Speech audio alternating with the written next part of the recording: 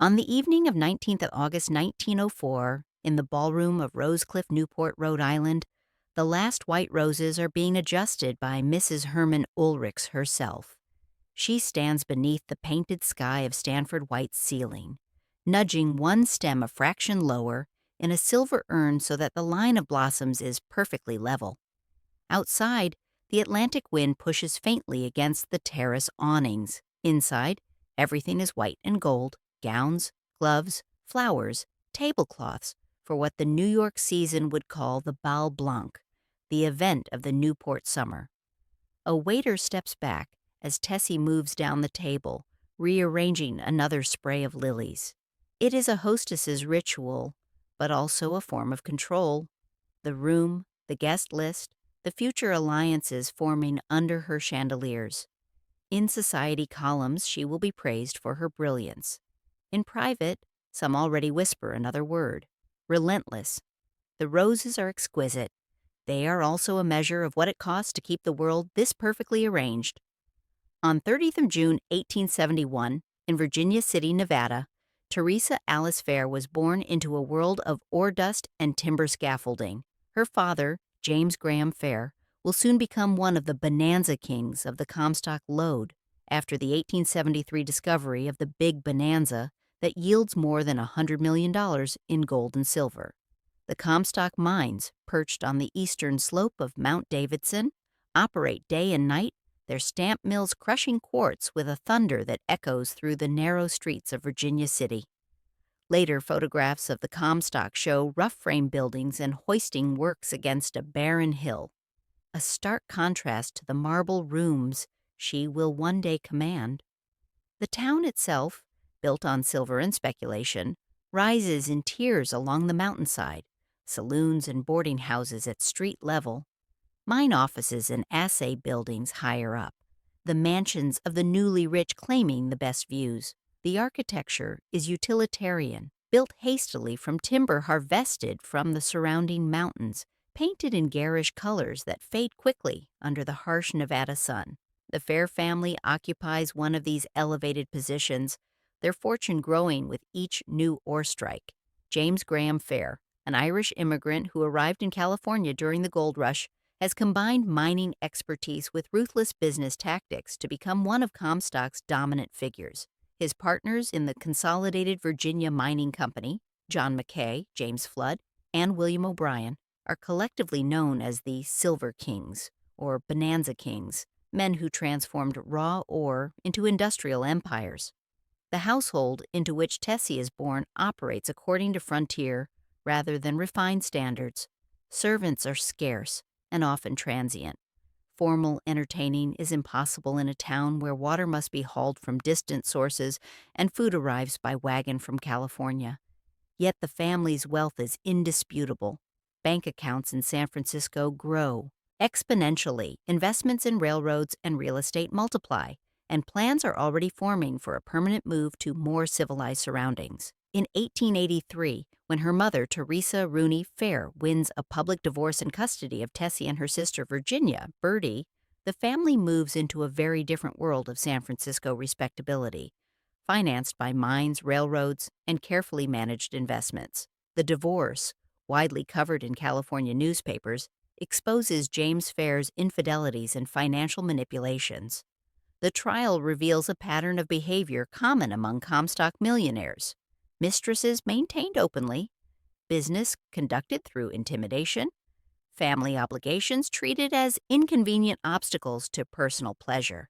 The settlement awards Mrs. Fair custody of the daughters and a substantial portion of the fortune, though James retains control of most mining operations.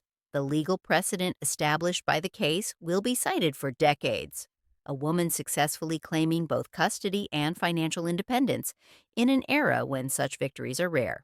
Mrs. Fair moves her daughters to San Francisco's Nob Hill, where she purchases a substantial residence and begins the work of social transformation. San Francisco in the 1880s offers transformation that Nevada mining camps cannot. European-trained tutors, French lessons, piano instruction, and introduction to families whose fortunes derive from shipping and real estate rather than mining. The Fair daughters learned quickly that their origin story, the dusty camps, The rough miners, the visible machinery of wealth extraction, must be polished into something more presentable. They practice posture and elocution, study the genealogies of established families, and observe how other wealthy daughters navigate the complex social terrain.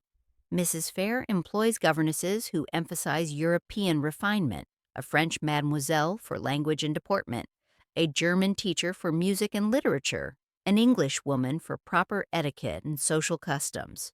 The girls' education includes not just academic subjects, but the intricate choreography of calling cards, appropriate dress for every occasion, and the subtle signals by which society communicates inclusion or exclusion. They learn to play piano adequately but not professionally, to paint watercolors competently but without pretension to artistry, to converse in French fluently enough to impress but not so perfectly as to seem pedantic.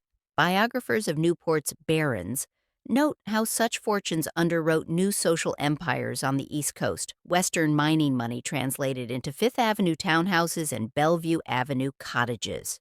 The pattern repeats across families: Mackay silver from Nevada, Hearst gold from California, Guggenheim copper from Colorado, all flowing eastward to purchase not just real estate but social legitimacy. In surviving portraits of the Fair sisters, the silk is immaculate, the origins in mud and ore rarely mentioned. The woman who would one day police Newport's guest list began life in a camp where no one cared which fork you used. On 3 June 1890 in San Francisco, Tessie Fair walked up the aisle to marry Hermann Oelrichs, a steamship executive linked to the North German Lloyd Line. The New York Times reports the wedding is lavish. Her father's gift is a check for $1 million, though he is not invited after years of scandal and estrangement. The wedding takes place at the Fair Mansion on Pine Street, its rooms decorated with what contemporary accounts describe as profusions of roses, lilies, and ferns creating bower-like settings throughout the house. The mansion itself, completed only 2 years earlier, represents Mrs. Fair's vision of proper wealth: a 4-story brownstone with marble entrance hall, twin reception rooms opening through pocket doors for large gatherings, and a dining room that can accommodate 40 guests. The interior decoration follows the aesthetic preferences of the late 1880s. Heavy velvet draperies in jewel tones, ornate furniture in the Renaissance Revival style, and elaborate wallpapers imported from Europe. Every room demonstrates that the Fair fortune has transcended its rough origins. Hermann Oelrichs, born in Baltimore to German immigrant parents, has built his career in transatlantic shipping, representing one of Germany's most prestigious lines. His connections span both continents: business relationships with German industrialists, social connections with American merchant families, and financial interests in the rapidly expanding steamship trade. At 33, he is considered one of New York's most eligible bachelors. His combination of commercial success and European sophistication, making him attractive to families seeking to elevate their social standing. The marriage represents a perfect alliance. Western mining wealth meets Eastern commercial establishment. American capital meets European connections. For Mrs. Fair, the match validates her decade-long campaign to transform her daughters from miners' children into society brides. For Hermann, it provides access to capital that can be invested in expanding shipping operations and diversifying into other industries. Morning light falls on long tables set with ferns and roses. Before the ceremony, Tessie leans over a central arrangement, quietly rearranging a spray of blooms so they frame the bridal cake more symmetrically, an early glimpse of the floral ritual that will follow her east. The gesture, observed and recorded by a society columnist present at the preparations, reveals both her aesthetic sensibility and her need for control over visual presentation. Even on her wedding day, surrounded by professional florists and experienced staff, she cannot resist the impulse to perfect what others consider already finished. Guests leave calling cards and telegrams. Reporters record the list of prominent names. The ceremony itself, conducted by a prominent Episcopal minister, follows conventional forms, but the reception afterward showcases wealth on a scale that San Francisco society has rarely witnessed. The menu, preserved in contemporary newspaper accounts, includes 12 courses prepared by French chefs specially hired for the occasion. Oysters on ice, consommé with quenelles, salmon with sauce hollandaise, filet of beef with truffles, roasted squab, elaborate ices shaped like swans, and petit fours in white fondant. Context historians of the Gilded Age note that such marriages turned newly minted Western wealth into entrenched Eastern status. Mining money needed an old world sheen. New York society, in turn, depended on new capital to fund its houses, balls, and philanthropic projects. The Oelrichs marriage epitomizes this exchange. Tessie brings millions in mining fortune and California real estate.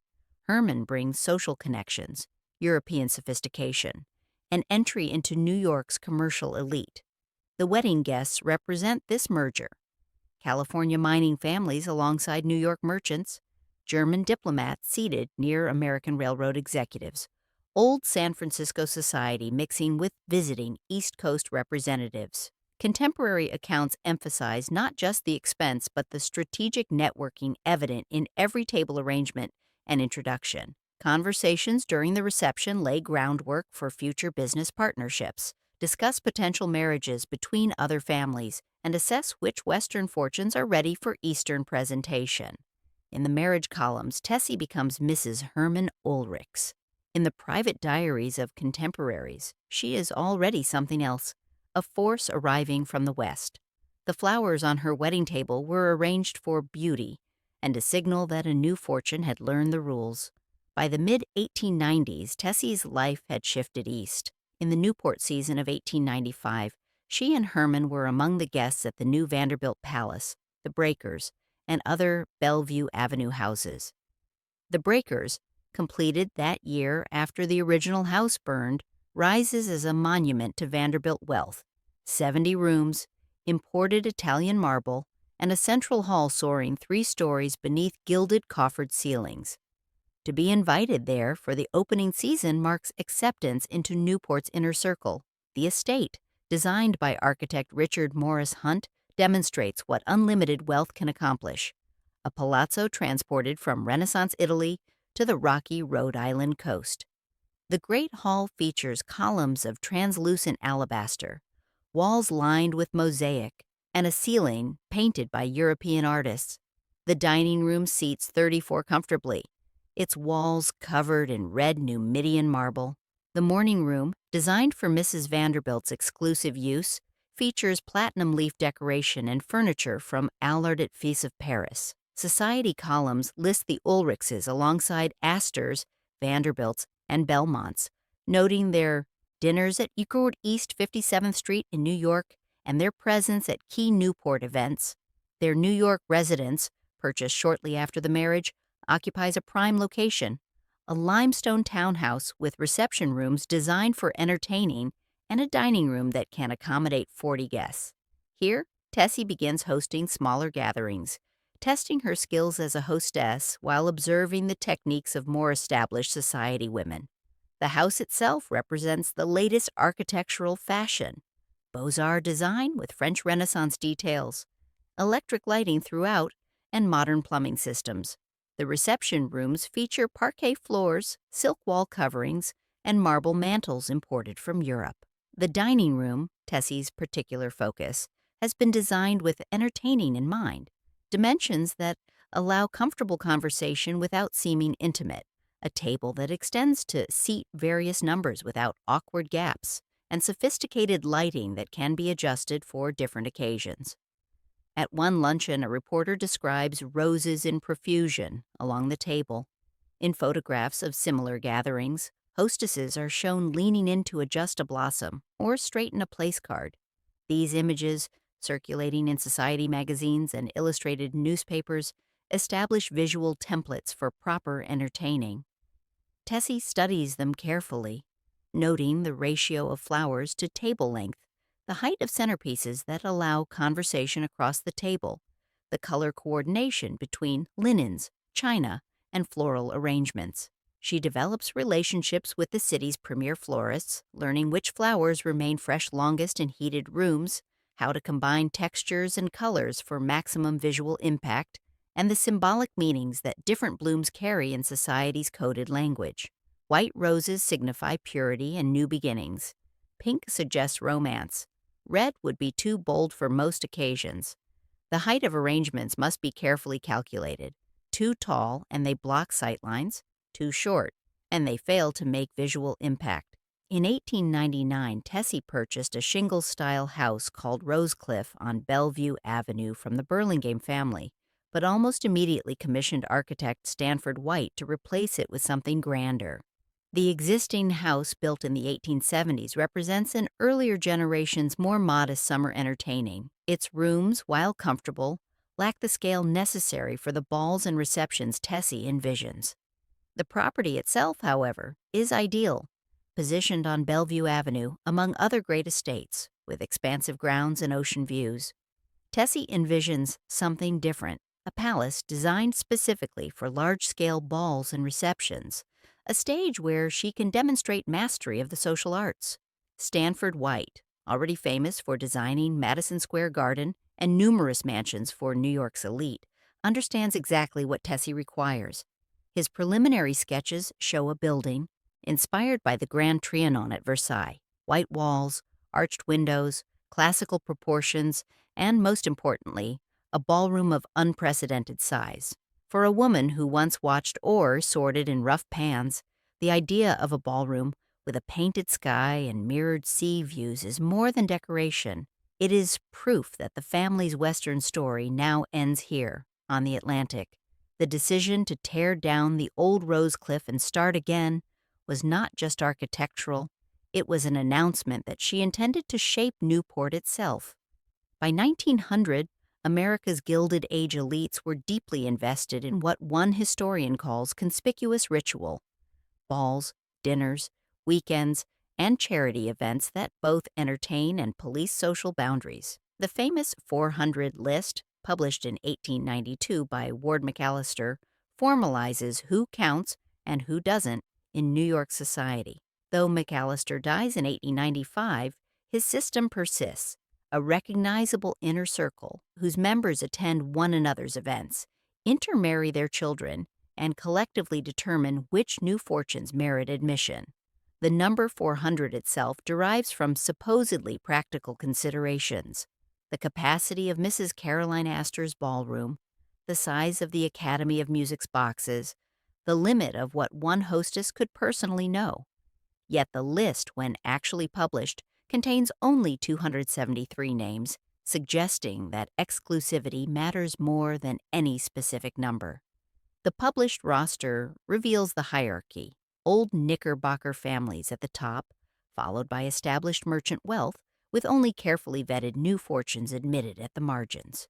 After Caroline Schermerhorn Astor's era, authority will pass to a new triumvirate of hostesses: Mamie Fish, Alva Belmont, and Tessie Fair Oelrichs. These women, all in their 30s or early 40s by 1900, bring different styles to social leadership. Mamie Fish favors wit and theatrical entertainment. Alva Belmont champions women's suffrage alongside social display. Tessie Oelrichs emphasizes aesthetic perfection and flawless execution. On a spring day in 1901, in Stanford White's New York office, drawings for Rosecliff lie rolled across a table. White proposes a house modeled on the Grand Trianon at Versailles, a Baroque pavilion with arched windows and classical pilasters.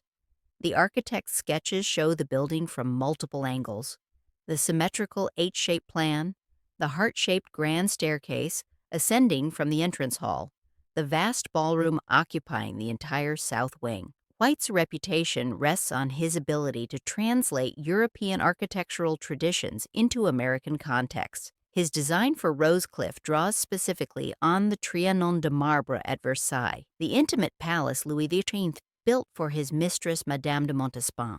The choice is telling: not the overwhelming scale of the main palace, but the more refined proportions of a building designed for entertaining rather than governing, for pleasure rather than power. Tessie studies these drawings with the same attention she once gave to floral arrangements, asking questions about sightlines, acoustics, and traffic flow. How many guests can the ballroom accommodate comfortably? Where will musicians be positioned? Can terrace doors open directly from the ballroom to allow outdoor circulation during warm evenings. White answers each query, revising details to meet her specifications. They discuss the height of door frames, tall enough to create grandeur without seeming cavernous, the placement of mirrors, positioned to multiply light and create spatial illusions, the configuration of service areas, invisible to guests but efficiently connected to primary entertaining spaces. By the time the house was completed in 1902, the result was a snow-white villa with an H-shaped plan, a heart-shaped staircase of conestone imported from France, and the largest private ballroom in Newport. The ceiling rises 40 feet, painted by an Italian artist with drifting clouds and cherubs against a blue sky. Baccarat chandeliers, specially commissioned for the space, hang at intervals calculated to provide even illumination without creating harsh shadows.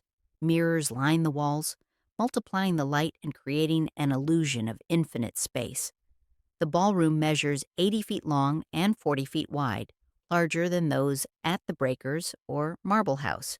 The floor, laid with carefully selected parquet in geometric patterns, is designed to be both beautiful and functional. The wood gives slightly under dancers' feet, reducing fatigue during long evenings. The terrace doors, 12 feet tall and fitted with beveled glass, can be opened fully to extend the entertaining space outdoors on warm nights, with the sound of the Atlantic providing natural accompaniment to orchestral music. Estate photographs from the period show Tessie standing at the base of the staircase, floral arrangements at either side. The compositions are deliberate. Her dark gown contrasts with the white stone. The flowers frame her figure. The camera angle emphasizes the staircase's sweeping curve. These images, reproduced in architectural magazines and society publications, establish Rosecliff as Newport's premier entertainment venue. Guides from the Preservation Society of Newport County now emphasize that Rosecliff was built as a showcase for extravagant summer entertainments, rather than as a private retreat. Every architectural choice, from the mirrored doors to the terrace opening directly from the ballroom, teaches its owner how to host. Before Rosecliff ever saw a guest, its very floor plan had already decided what kind of woman Tessie would need to be. On the night of 19th August 1904, Rosecliff reached the peak of its intended purpose. The Bal Blanc, held to celebrate the Astor Cup races, is described in later accounts and Preservation Society materials as the event of the Newport season. Everything white and silver, inspired by Versailles. The planning begins months earlier. Consultations with florists about which white flowers will be in season, negotiations with caterers over menu details, discussions with musicians about appropriate repertoire for a ball lasting past midnight. The concept itself represents Tessie's aesthetic vision fully realized. Total environmental control, where every element reinforces a single theme. She specifies that invitations be printed on heavy cream paper with silver lettering, that guests wear only white or pale colors, that all decorations conform to the white and silver palette. Even the servants' livery is specially made. White jackets with silver buttons, white gloves, silver trays for serving champagne. Newspaper photographs and reconstructed descriptions show white flowers covering mantels and balustrades, white gowns swirling beneath the painted ceiling, men in dark evening dress forming a moving border to the brightness. At each table, the hostess has arranged yet more roses, checking distances, adjusting heights, ensuring that conversation and sightlines flow as she intends. The flowers arrive from multiple sources: white roses from a grower in Connecticut, white lilies forced in greenhouses, white orchids imported from specialized cultivators. The cost of flowers alone exceeds what many families earn in a year. The servants, dressed in white livery for the occasion, move through the rooms with choreographed precision, offering champagne, clearing plates, maintaining the illusion of effortless abundance. Each servant has been trained for weeks in the specific choreography of this particular event: which door to use when entering the ballroom, how to navigate the terrace without disturbing conversations, when to refresh floral arrangements without drawing attention. Contemporary accounts describe the menu: terrapin soup, lobster in aspic, roasted squab, elaborate ices shaped like swans, petit fours in white fondant. Each course arrives on white and gold china, served on white damask tablecloths embroidered with the Oelrichs monogram. The effect is overwhelming, a total environment where every visual element reinforces the theme, where no detail escapes the hostess's control. The menu itself has been designed not just for taste, but for visual impact. White aspic gleaming on white plates, pale sauces artfully arranged, even the garnishes selected for their contribution to the overall color scheme. The guest list itself represents careful social calculation. The core includes established Newport families, Vanderbilts, Astors, Belmonts, whose presence validates Tessie's status.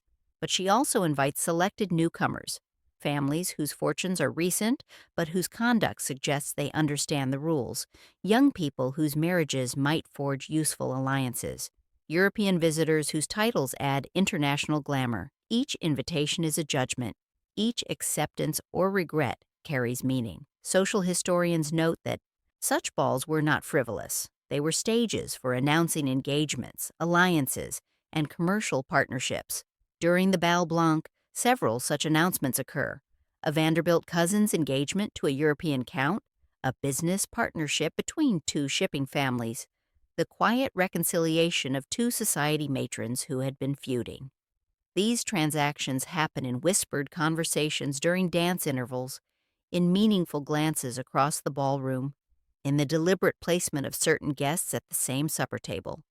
The evening's entertainment includes a full orchestra positioned in the gallery, professional singers who perform between dance sets, and elaborate cotillion favors distributed at midnight. Small silver compacts, white ostrich feather fans, crystal perfume bottles. The total cost, though never publicly disclosed, is estimated by contemporary observers at over $30,000, equivalent to several $1,000,000 today. The Bal Blanc confirmed Rosecliff as party house of Newport, and Tessie as one of its controlling arbiters. Newspapers report the event in lavish detail, describing not just the decorations and guest list, but the atmosphere of refined spectacle. One columnist writes, "Mrs. Oelrichs has achieved what many attempt but few accomplish, a ball that will be remembered not merely for its expense, but for its artistry." This was not merely a party, it was a practical examination in power, graded in orchids and invitations. By 1905, Tessie is firmly established among the trio who succeed Mrs. Astor as leaders of New York society. The 400 article is now history. The work of enforcing its spirit falls to women like Mrs. O.H.P. Belmont, Mrs. Stuyvesant Fish, and Tessie. The three women represent different approaches to social authority. Alva Belmont, formerly Alva Vanderbilt, has become increasingly political, using her wealth to fund the women's suffrage movement while maintaining her social position. She hosts rallies at Marble House, her Newport estate, where society women and working-class activists awkwardly mingle under chandeliers.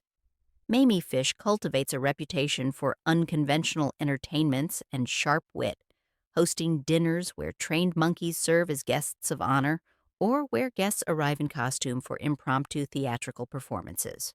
Her parties feature vaudeville performers, operatic singers, and occasionally scandalous displays that would have horrified Mrs. Astor, but delight a younger, more adventurous set. She shortens formal dinners from the traditional 3 hours to 50 minutes, serving fewer courses but with more theatrical presentation. Tessie's approach differs from both.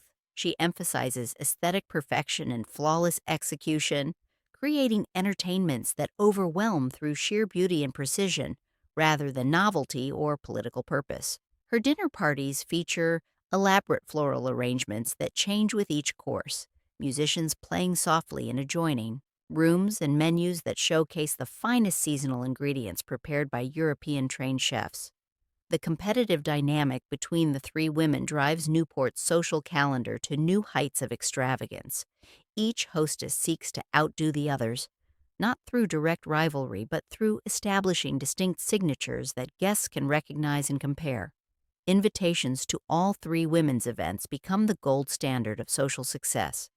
Being invited to only one or two suggests incomplete acceptance. Herman's niece, the playwright Blanche Oelrichs, later describes Tessie as strongly addicted to society as business, a line widely quoted in fashion and social history essays. The phrase reads like a diagnosis as well as an observation. Blanche, who will later achieve literary success under the pen name Michael Strange, grows up observing her aunt's social maneuvering and draws on these observations in her work. In her memoir, she recalls Rosecliff as simultaneously magnificent and oppressive. Everything was beautiful, but nothing was spontaneous. Every gesture, every word, every flower seemed calculated for effect. Society columns record Tessie's lunches, music halls, and elaborate dinners at 1 East 57th Street, where the table is again the stage. Flowers arranged in strict symmetry, place cards set with tactical care. A typical menu from a 1906 dinner preserved in a contemporary magazine lists 12 courses served over 4 hours. The floral centerpiece, described in the accompanying article, features white orchids, roses, and lilies, arranged in a silver epergne that rises 3 feet above the table, with smaller arrangements at each guest's place. The logistics of such entertainment are formidable. Tessie employs a staff of more than 20 in New York alone: butler, housekeeper, cook, kitchen staff, parlor maids, ladies' maids, footmen, and a social secretary who manages invitations and correspondence. The weekly flower budget during the social season exceeds what many working families earn in a month. Storage rooms hold hundreds of pieces of specialized serving equipment: chafing dishes, silver platters, crystal stemware in multiple styles, china services for different courses and occasions. To receive her invitation is to be recognized as in. To be omitted is to understand one's fall. Contemporary letters and diaries reference this power. A young woman writes to her mother, "Mrs. Oelrichs has included us on her list for the spring musical. We are quite established now." Another letter, from a family whose fortune has declined, notes tersely, "No card from Mrs. Oelrichs this season. We must economize on entertainment. The etiquette lessons of the Gilded Age. The correct card, the right gown, the expected call are, in her hands, an instrument for drawing the line between acceptable and unthinkable. In Tessie's world, a floral centerpiece and a name on an envelope could decide the course of a family's future." On a humid evening in August 1906, a debutante stands under the chandeliers at Rosecliff, tugging her gloves a little tighter as she studies her dance card. The card, like many preserved from Newport's great houses, lists waltzes, polkas, and lancers, each line pencil-marked with a partner's initials. The young woman, whose name appears in contemporary society columns but whose inner experience can only be inferred from the conventions of the era, represents hundreds of girls who passed through Rosecliff's ballroom during these years. The dance card itself is a small artifact of significant social import, printed on heavy cardstock, decorated with watercolor flowers or gilt embossing, fitted with a small pencil on a silk cord. The front bears the hostess's name and the date. Inside, numbered lines correspond to each dance on the evening's program. A girl's card, filled with different men's names, signals social success. Too many blank lines suggest failure to attract partners. Too many repetitions of the same name hint at inappropriate intimacy. Guides to Gilded Age manners stress that a young woman's deportment at such events could make or break future prospects. A graceful waltz, poised conversation, and impeccably timed thank you notes sent the next morning signaled readiness to enter the adult social world. Etiquette manuals from the period specify exact procedures. A debutante should accept no more than 2 dances with the same partner, should never appear without her mother or chaperone, should maintain pleasant but not overly familiar conversation, and should send handwritten thank you notes to the hostess within 24 hours. The physical demands of these events test even the most carefully trained young women. Gowns weigh heavily, their multiple layers of silk and tulle restricting movement, corsets compress breathing, high-heeled shoes pinch after hours of standing and dancing. The ballroom, despite its size, grows warm as hundreds of bodies move through confined space. Yet displaying discomfort would signal weakness, so girls learn to smile through exhaustion, to dance with apparent effortlessness even as their feet ache, to maintain conversation when they can barely breathe. From the gallery, Tessie watches, occasionally stepping down to straighten a place setting or adjust a wilting floral garland. Her own education, languages, piano, European travel, has been transformed into a curriculum imposed on others. The transformation from Nevada mining heiress to Newport social arbiter required years of observation, practice, and refinement. Now she passes judgment on whether others have achieved similar polish. If the rules are suffocating, they are also the only protection she can offer these young women in a system she did not design but now administers. Marriage prospects, family alliances, and social position all depend on performance at events like these. A misstep? Dancing too enthusiastically, laughing too loudly, showing too much intelligence or too little charm can damage a reputation permanently. Tessie enforces the rules not from cruelty but from knowledge of their consequences. The evening's entertainment includes a professional orchestra, elaborate supper, and a cotillion with favors imported from Paris. Small gilt compacts, silk fans, enameled bonbonnières. These favors, distributed during the cotillion, serve as souvenirs of the evening and markers of social participation. Young women collect them, arranging displays in their bedrooms that testify to their social success. The favors themselves vary in value. Some are mere trinkets. Others are genuinely valuable objects, but all carry the same symbolic weight. Proof of having been present, of having been included, of belonging to the circle that matters. Every girl who learned to curtsy in Rosecliff's ballroom was, in a sense, learning to live inside Tessie's idea of order. In the years before 1914, Rosecliff's parties became famous even beyond Newport. Later accounts from the Preservation Society and local tourism guides recall an evening when Harry Houdini performed for Tessie's guests, escaping from chains and locked trunks in the ballroom, while society matrons gasped and applauded. Newport histories describe Rosecliff as a premier venue for extravagant Gilded Age social events, hosting not just balls and dinners but theatrical performances, charity benefits, and elaborate themed entertainments. Houdini's performance, documented in contemporary newspaper accounts, represents the increasing theatricalization of entertainment. The magician, already famous for his escapes and illusions, performs in evening dress rather than his usual stage costume, adapting his act for an audience more accustomed to opera than vaudeville. He begins with card tricks and sleight of hand, gradually building to more dramatic escapes, handcuffs, straitjackets, and finally a water-filled tank. The audience watches from chairs arranged theater style, champagne glasses in hand, applauding politely at first, and then with genuine excitement as the performances grow more death-defying.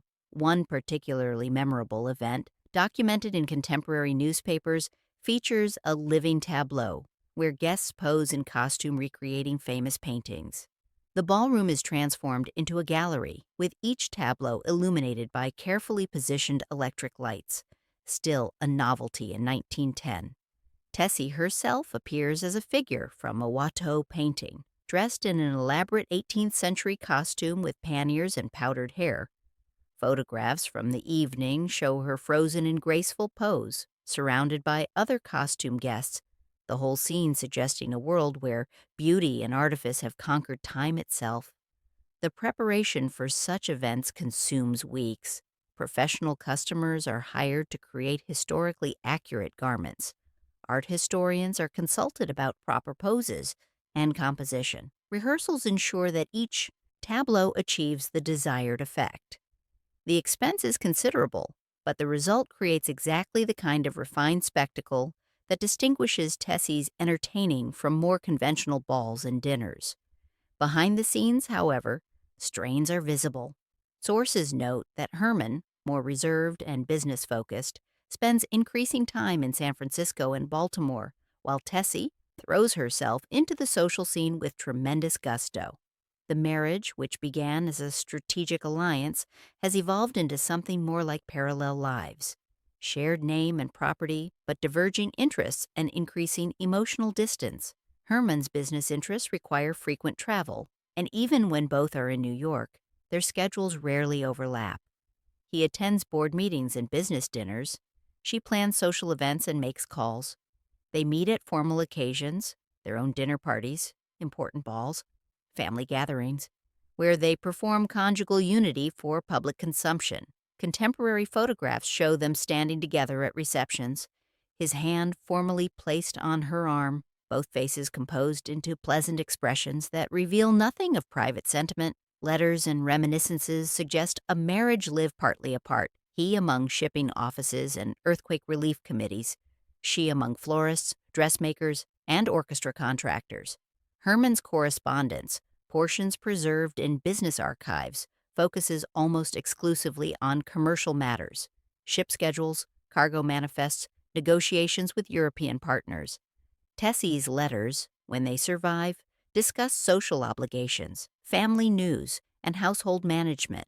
The two streams of correspondence rarely intersect, suggesting lives that touch only at their margins. The ballroom fills, the dining room gleams, the floral arrangements grow ever more elaborate. But the energy Tessie pours into these productions suggests something beyond social ambition. Contemporary observers note her intensity, the way she obsesses over details that others might delegate to servants. One guest writes in her diary, Mrs. Oelrichs was rearranging table flowers at midnight after all guests had departed. One wonders if she ever sleeps. As Tessie's parties became more dazzling, the life they were meant to celebrate, her own marriage, was quietly drifting out of the frame. In April 1899, Tessie's sister Virginia Bertie Fair married William K. Vanderbilt II in New York. The event is covered extensively in the press, with particular attention to the gifts and guest list.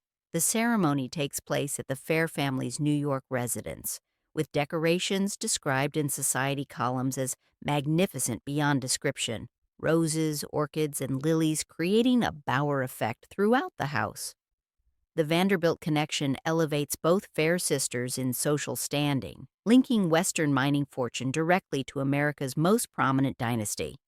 William K. Vanderbilt II, grandson of Commodore Cornelius Vanderbilt, brings not just a famous name but substantial wealth and social position. His interests span yachting, automobiles, and horse racing, expensive pursuits that will define Gilded Age leisure culture. His yacht Tarantula became famous for transatlantic voyages. His automobile collection includes some of the earliest and most expensive models. His Long Island estate, eventually developed into the Vanderbilt Motor Parkway, represents his passion for speed and technology. The marriage settlement, though details are private, undoubtedly involves substantial property and financial arrangements that protect both families' interests. Lawyers spend months negotiating terms that balance Bertie's inheritance from the Fair fortune with William's Vanderbilt holdings, creating legal structures that preserve family wealth across generations while providing appropriate support for the couple and their future children. At Rosecliff, still being finished in 1902, Tessie arranges flowers in the salon while discussing guest lists and future visits with Virginia. The two sisters, photographed together on several occasions, present a study in Western wealth transformed into Eastern elegance. Both have learned to navigate society's demands, though with different approaches. Bertie favors more subdued entertaining and family life, while Tessie pursues social leadership with single-minded intensity. The sisters' relationship, documented in surviving correspondence, mixes genuine affection with sibling rivalry. Letters show them consulting about social strategy, sharing gossip about mutual acquaintances, and planning joint entertainments. But there are also tensions. Bertie's marriage to a Vanderbilt gives her automatic social precedence that Tessie must earn through constant effort. Tessie's more dramatic entertaining sometimes embarrasses her more conventional sister. Their different approaches to motherhood and marriage create subtle friction. To see the two sisters side by side, one soon to be mistress of a great Long Island estate, the other of Newport's grandest ballroom, is to understand how marriage, for such women, functions as a continuation of their father's strategic capital. Their father, James Fair, though largely estranged from his daughters, had understood wealth as a tool for acquiring power. His daughters apply this lesson to social rather than commercial spheres, using marriage and entertaining to consolidate influence. Histories of the 400 emphasize that these matches were rarely purely romantic. They consolidated influence across regions, industries, and even political causes, from railroad interest to suffrage. The Vanderbilt Fair Alliance links shipping, railroads, and mining interests, creating networks of mutual benefit that extend beyond individual families. When William K. Vanderbilt II pursues his various expensive hobbies, fair mining money helps fund them. When Tessie needs social validation, the Vanderbilt name provides it. Each carefully inked name on a wedding invitation represented not just affection, but an entry in a larger ledger of power. On 21st April 1906, New York papers relay anxious updates about friends in San Francisco after the Great Earthquake. Among those most concerned is Tessie, whose husband Herman is there on business. The New York Times records telegrams and dispatches as society families wait for news. The earthquake, measuring an estimated 7.9 in magnitude, has devastated the city, with fires spreading through neighborhoods built on landfill and loose soil. Early reports estimate hundreds dead, though the true toll will prove far higher. The earthquake strikes at 5:12 a.m. Pacific Time, the initial shock lasting between 45 and 60 seconds. Contemporary accounts describe buildings swaying violently, brick facades crumbling, and gas mains rupturing throughout the city. The subsequent fires, fueled by broken gas lines and spreading unchecked due to broken water mains, consume more of the city than the earthquake itself.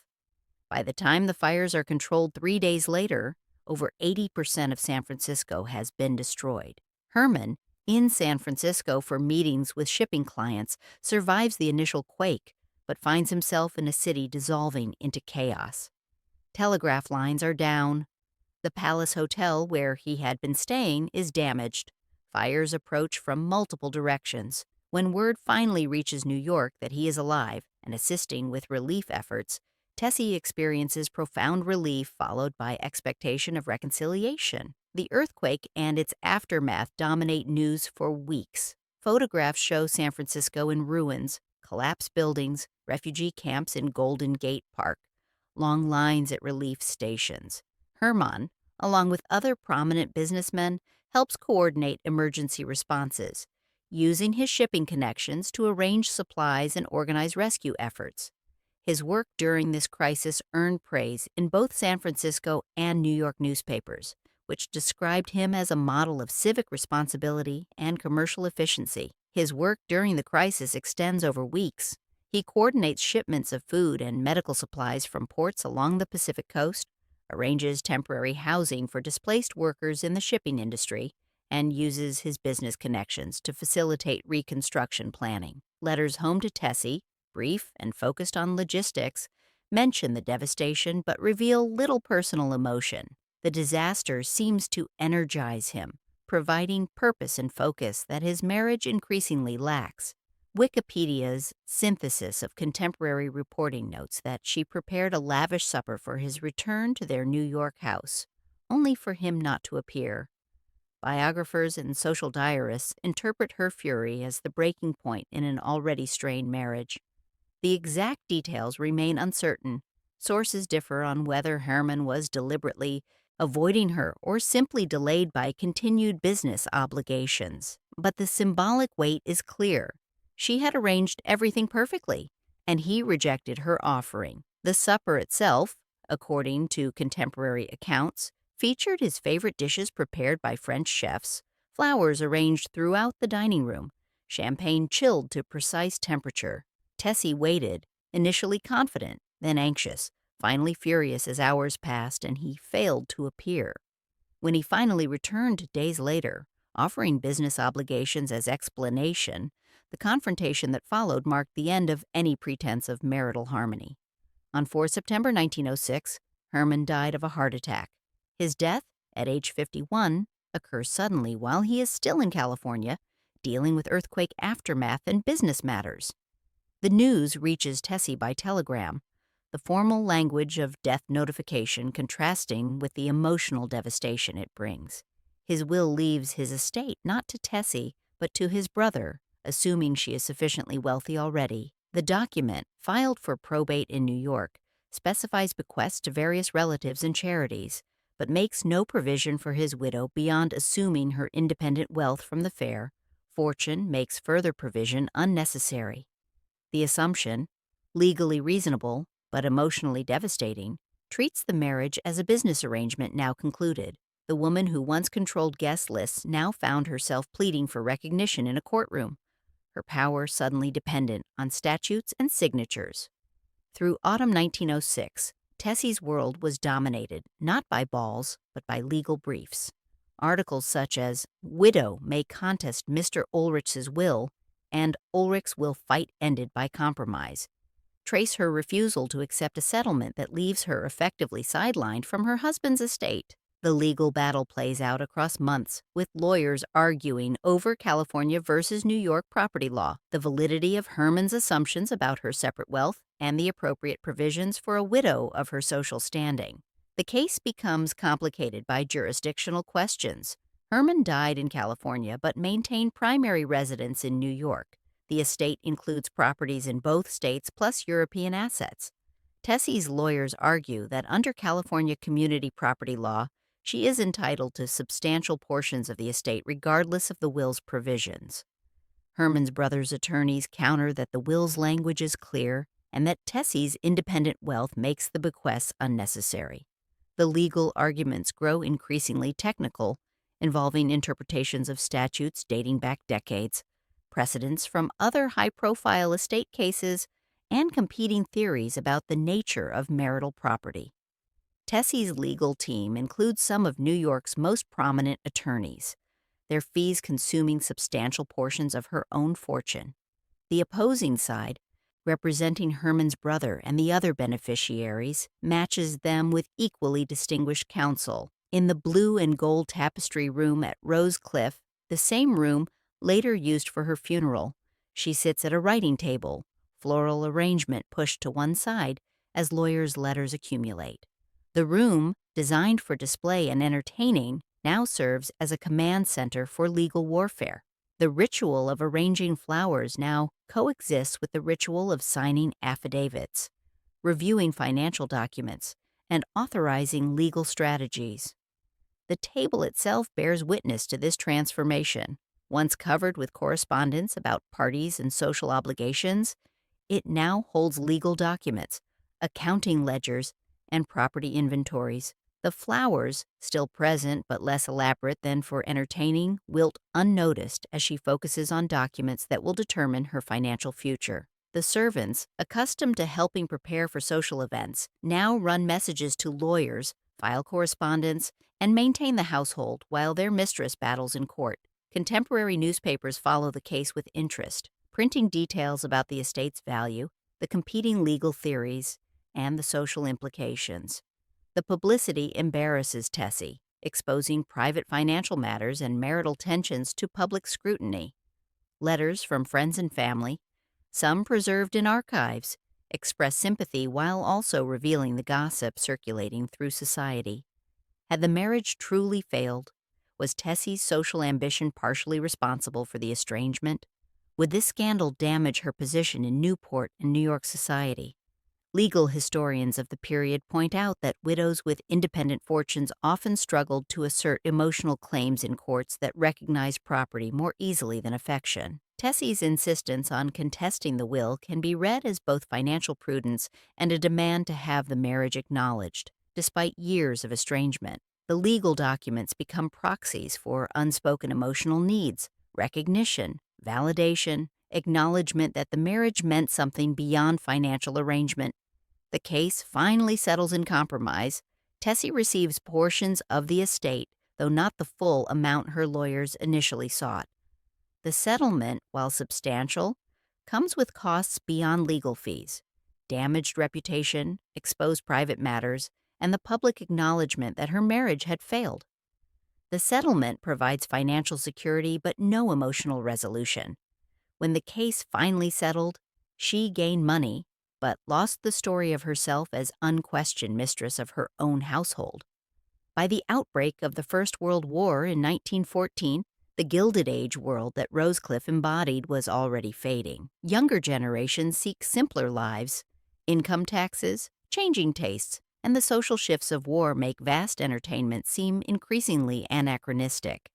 The 1913 implementation of federal income tax fundamentally changed the economics of maintaining multiple estates. Families that once thought nothing of spending thousands on a single ball now must calculate the cost against new tax obligations that can consume significant portions of annual income. The war itself disrupts the transatlantic social circuit that sustained Newport's culture. European aristocrats who once visited during the season remain home. Young men who might have danced at Rosecliff are fighting in France.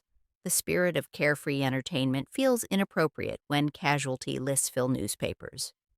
Newport continues as a summer destination, but the entertainments grow more subdued, the guest list shorter, the social calendar less intensive. Women who once competed to host the most elaborate balls now redirect energy toward war relief. Knitting circles replace cotillions. Charity auctions substitute for costume balls, and the ballrooms that once hosted hundreds for dancing now accommodate smaller gatherings for fundraising. Tessie participates in these efforts, organizing benefits and donating funds, but the work lacks the aesthetic satisfaction of her earlier entertainment. Relief work requires efficiency rather than beauty, results rather than spectacle. The cultural shift extends beyond wartime necessity. Magazine articles and popular books increasingly critique the excess of Gilded Age society, portraying the balls and mansions as symbols of wasteful inequality. Thorstein Veblen's Theory of the Leisure Class, published in 1899, has by now entered broader discourse. Its concepts of conspicuous consumption and pecuniary emulation used to critique exactly the kind of entertaining Tessie has perfected. Younger people, influenced by these ideas, seek different models of social life, more informal, more democratic, less obsessed with display. Accounts compiled by local historians and the Clio historical entry on Rosecliff state that in her later years Tessie spent more and more time at the house, roaming the mansion, welcoming and seating her imagined party guests. The behavior suggests declining mental faculties, though contemporary accounts are circumspect, using euphemisms about eccentricity and devotion to her beautiful home. A niece later recalled that she kept up a polite patter with invisible visitors, inviting them to stay just a little longer, to take one more glass of champagne. The niece's account, published decades later in her own memoirs, describes visiting Rosecliff in the early 1920s and finding Tessie in the ballroom, conversing animatedly with empty air. When gently questioned, Tessie responded with perfect lucidity about other matters, but insisted that the ballroom was full of guests requiring her attention. The behavior alarmed family members but proved difficult to address. Tessie retained legal control of her affairs, managed her finances competently, and resisted any suggestion that her behavior was unusual. The image is both poignant and disturbing. A woman who devoted decades to perfecting the art of hospitality, now practicing it in solitude.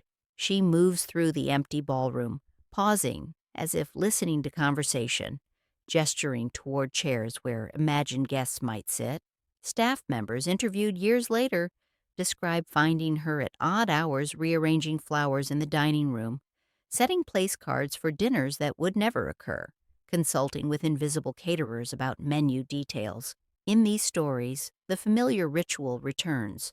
Tessie moving down the table, adjusting flowers, only now for a ballroom that exists largely in memory. The line between practiced hostess and solitary figure blurs. Society's demands have been internalized so thoroughly that she continues to perform them even when the audience has gone. The discipline that once brought her power, the attention to detail, the insistence on perfection, the constant orchestration, has become a prison, endlessly repeating routines that have lost their original purpose. Long after Newport had turned to other amusements, Rosecliff's mistress was still arranging roses for a party that no longer existed. On 22 November 1926, Tessie died at Rosecliff. Her funeral, as contemporary New York Times reports note, is held in the beautiful blue and gold tapestry room, attended by family and a diminishing circle of intimates. The obituary catalogs her social achievements, her famous parties, her position among Newport's leading hostesses, but the tone is elegiac, describing a world that has already passed. The jazz age has little patience for Gilded Age formality. The next generation prefers speakeasies to formal balls, jazz bands to symphony orchestras. The funeral itself reflects this transition, where a Gilded Age funeral would have involved elaborate floral displays, lengthy religious services, and hundreds of mourners in formal dress. Tessie's service is relatively modest. Immediate family, a few close friends, simple arrangements of white roses. The guest list reads like a catalog of fading names. Elderly society matrons who remember the 400, aging businessmen who knew Herman, a scattering of younger relatives who find the whole Gilded Age enterprise faintly embarrassing. Her son inherits Rosecliff, but the economics of maintaining such an estate have changed fundamentally. The staff required to operate the house, groundskeepers, housemaids, cooks, footmen, now command higher wages and have more employment options. Property taxes have increased. Heating and maintaining the vast rooms grows more expensive each year. The Newport season itself has changed, shorter, less formal, attracting different kinds of visitors. The elaborate balls that justified Rosecliff's construction no longer occur. The ballroom sits empty most of the year. In 1941, facing these pressures, the family sold the estate. The sale price, though substantial, represents a fraction of what the house cost to build and furnish. The buyer, a businessman hoping to convert the property to commercial use, discovers that Newport's zoning laws and preservation interests limit development options. For years, the house sits largely vacant, its rooms echoing with absence, its painted ceilings fading as maintenance is deferred. By 1971, after passing through several owners, Rosecliff had been acquired by the Preservation Society of Newport County. The society, dedicated to preserving Newport's architectural heritage, recognizes the house as a premier example of American Beaux-Arts design and a window into Gilded Age culture. They begin restoration, returning the house as closely as possible to its 1904 appearance, using photographs, bills of sale, and surviving records to recreate the original decorative schemes. The restoration requires years and substantial investment. Skilled craftsmen repair plaster work, restore gilding, clean, and conserve the painted ceiling. Missing furniture is replaced with period-appropriate pieces. Photographs guide the recreation of window treatments and wall coverings. The goal is not to create a museum of empty rooms, but to help visitors understand how the house functioned as a stage for Gilded Age society. In 1974, film crews arrived to shoot The Great Gatsby. Production notes, location guides, and the Preservation Society's own materials confirm that Rosecliff's ballroom stands in for Gatsby's jazz age entertainments. Robert Redford is photographed on the lawn with the white facade behind him. The choice is historically ironic. F. Scott Fitzgerald's novel, published in 1925, critiques precisely the world that Rosecliff embodied. Gatsby's parties, like Tessie's balls, use spectacle to assert social position and mask emotional emptiness. Under the arcades of windows, prop florists arrange new centerpieces. The chandeliers are lit not for Astor Cup guests, but for cameras, their reflections captured on 35mm film. Visitors today see the room largely unfurnished, its parquet gleaming, its painted clouds still drifting above. Sometimes, for dances and weddings, staff again place roses down the tables, a careful line of petals echoing Tessie's long-ago adjustments. The ballroom endures, now hosting tourists, brides, and movie stars. But every perfectly spaced flower still carries the outline of the woman who once decided who belonged beneath those chandeliers. The camera lingers on a single silver urn at the far end of the Rosecliff ballroom. Inside, a tight cluster of white roses curves just below the rim, each stem trimmed to an almost invisible standard. Afternoon light from the Atlantic side windows catches the water in the vase and the faint cloud-painted ceiling above. No guests are present, only the distant sound of ocean wind against the terraces and the soft creak of the parquet floor. A small plaque nearby explains that this room hosted Tessie Fair Oelrichs' legendary Bal Blanc, and later, Scenes from the Great Gatsby. The ballroom today appears much as it did in 1904, thanks to the Preservation Society's meticulous restoration work. The painted ceiling still depicts drifting clouds and cherubs. The baccarat chandeliers still hang at precise intervals. The mirrors still multiply light across the white walls. Tour guides lead groups through, explaining Stanford White's architectural choices, describing the social functions these rooms served, occasionally mentioning the woman who commissioned them. Visitors photograph the heart-shaped staircase, admire the view from the terrace, and try to imagine the ballroom filled with Gilded Age society in their white gowns and evening dress. Most struggle to picture it. The world Tessie inhabited feels impossibly distant, its rules and rituals as foreign as those of any vanished civilization. Yet certain details persist. Wedding parties occasionally rent the ballroom, and when they do, florists arrive with roses and lilies, creating centerpieces that echo those century-old arrangements. Staff members, trained by the Preservation Society, instruct them about proper placement, suggesting heights and configurations that maintain the room's proportions and visual balance. These instructions, whether the florists realize it or not, perpetuate Tessie's aesthetic vision, keeping alive the precise attention to floral arrangement that defined her entertaining. The house itself, maintained at considerable expense by the Preservation Society, requires constant care. Conservators monitor temperature and humidity, protecting painted surfaces and gilded details. Craftsmen repair damage from time and weather. Curators research period details, ensuring that restoration work maintains historical accuracy. This labor, invisible to most visitors, mirrors in some ways the work Tessie herself performed, maintaining surfaces, perfecting details, creating environments that appear effortlessly beautiful while concealing the machinery that sustains them. Seen now, the arrangement is less a decoration than a relic of a discipline, grace used as architecture, beauty used as boundary. The roses in their silver urn represent not just aesthetic preference, but an entire system of social organization, a world where floral arrangements signaled status, where guest lists determined futures, where the hostess's approval could make or break careers and marriages. The petals will fade, as flowers always do. The gesture they represent, the insistence on perfection, the use of beauty as power, the transformation of hospitality into governance, endures in the room itself, preserved now not as a living practice, but as a historical artifact. The cost remains visible for those who know to look, in the ballroom's proportions designed to facilitate both intimacy and surveillance, in the careful placement of doors that allow hosts to control traffic flow, in the windows that frame views while maintaining interior privacy. Every architectural choice reflects the same discipline that governed Tessie's flower arrangements, meticulous control disguised as effortless elegance, power exercised through aesthetic means. The light shifts as afternoon moves toward evening. The roses cast shadows across white tablecloths. The ballroom waits, empty and perfect, for whatever use tomorrow brings.